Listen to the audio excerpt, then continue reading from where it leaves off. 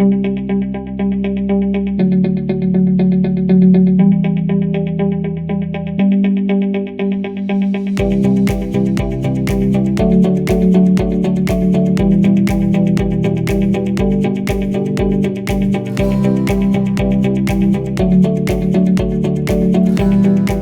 name is Stan.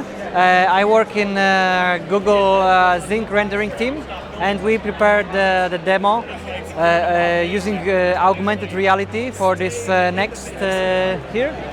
And yeah, I can show you a little bit. So basically, what we have is we have like a table on which we have this like a virtual set, and then many like people can use many phones, like one or two or more, to manipulate objects in the scene, like move them around, create some new objects. For example, a fox. It will appear here. Okay. And then, for example, also there was a car. I can take the car here, and I can drive the car somewhere. Yes. Let's say that's it. And then one person can also be the cameraman. So if I switch to camera mode, right now my phone is streaming like the position of the camera to the big screen there. So whatever I move, like you can see, the movement of my just my phone is recorded as the camera movement. So in this way, we can some people can be manipulating objects, and like for example, driving a car, hitting boxes, doing some action, and then one person can be have this camera mode and just film the action.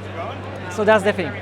Everything this is synchronized via the server in the cloud. All right. So we have this server in the cloud.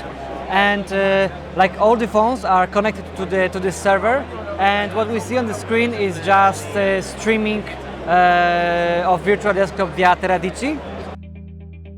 Yeah. Okay. Yeah. So I'm really surprised, like how good Teradici is. I mean, how fast and responsible this is. Like the latency is really good. You just like forgot that you are actually working in the server in the cloud, this is super cool.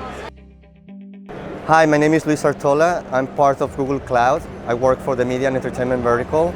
I'm a solutions engineer, and we're here in the booth at Next 19 Media and Entertainment, and we're showcasing different aspects of virtual production, virtual studio, and we're here to talk about, in particular, about virtual studio with Teradici, Nvidia, and Google Compute Engine. I want to show you a demo of how we can use virtual machines on the cloud using Nvidia drivers and Teradici for having a display that all the processing happens on the cloud, and then you can have an experience as if the machine was directly on your desktop. So this machine has 24 CPUs, 32 gigabytes of RAM. It has one Nvidia T4 graphics card with 16 gigabytes of memory, and we're focusing on a workflow that is specific for VFX and animation. We're using Maya from Autodesk, showing a Maya scene. It's a 3D model, and here we have a Teradici Zero client. Our partners created this machine, but it also has a software client. You can run it on Mac, Windows, or Linux. And it has a proprietary protocol called PC over IP, and it's a lossless protocol, which is great for these kinds of workflows because you don't lose any quality on the image. And what I want to point out is that everything I want to show you here is actually the compute is happening in the cloud on that VM, and this Teradici client is only bringing the pixels down to the display. So if you want to take a closer look, we have Maya here, and I have this 3D scene, and it also works really nicely with tablets and mouse and keyboard.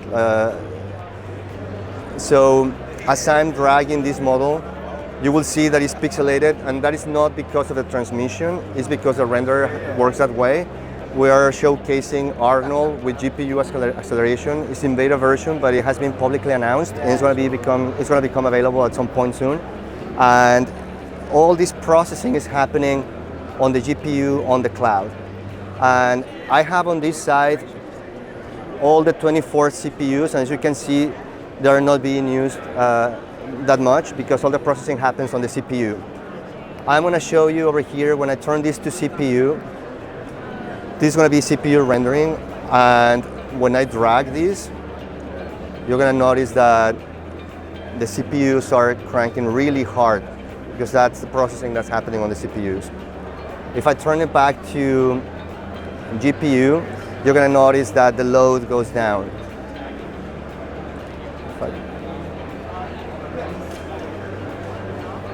There's another aspect of this I want to emphasize, is that in collaboration with the Nvidia drivers, we also take advantage of Nvidia Optics, and they have a denoiser that works really nicely with these kinds of workflows.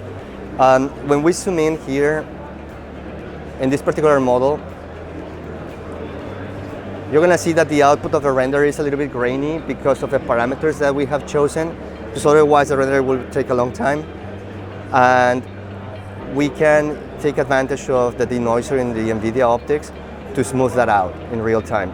So as you can see, you can have a nice balance between the time that you're spending rendering in either on the GPU or the CPU and the visual quality that you see on the screen.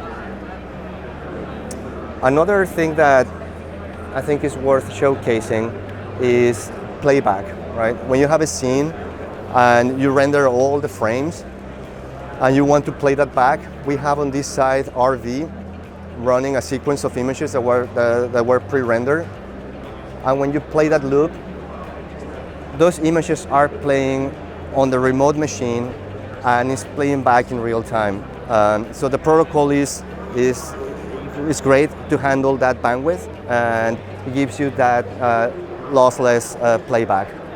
You're going to notice that the image is a little bit grainy, but it's not because of the transmission or the protocol. It's because the render images had those render settings so that it could render faster, right? But if you had a high definition image, you will see a very, a flawless playback on the machine.